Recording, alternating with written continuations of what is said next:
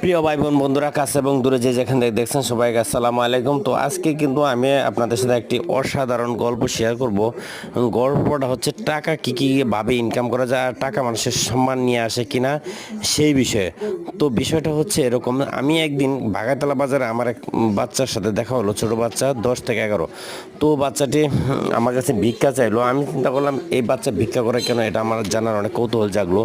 তো আমি তাকে জিজ্ঞাসা করলাম, বাবু তুমি ভিক্ষা করো কেন? তোমার তো লেখাপড়া করার বয়স, অথবা তুমি তো ইচ্ছা করলে ছোটোখাটো কাজও করতে পারো, ভিক্ষা করো কেন? তো সে বললো যে আমি ভিক্ষা করি না, আমার আম্মা সহ আছে এখানে, আমরা দুজনে ভিক্ষা করি।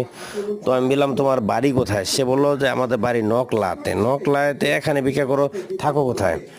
সে বলতেছে যে আমি তো নালিতা বাড়িতে বাসা ভাড়া নিয়ে এরপর আমরা ভিক্ষা করি। তো আমি জিজ্ঞাসা করলাম তোমার প্রতিদিন কত টাকা ইনকাম হয়? সে বললো আমার প্রতিদিন 1000-1100।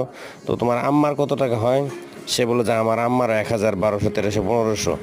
তো ছেলেটি কথা শুনে আমি অবাক হলাম যে এরা এত ছোট্ট বয়সে কি পেশা হিসাবে নিয়েছে। দেখেন, ছেলে প্রতিদিন পায় 1000, মা পায় 1000 থেকে 1500। মান্থলি তারা প্রতিদিন 2500 টাকা ইনকাম করে। ধরেন ঘরে যদি তারা 2000 টাকা ইনকাম করে, মাসে 60,000। তো এখন এরা দেখেন কাজ করবে কেন? মাসে যদি দুইজনে 60,000 টাকা ইনকাম করে, কোনো পরিশ্রম ছাড়া মানুষের ধারে ধারে ঘুরে, তাহলে তো এদের কাজ করার কথা না।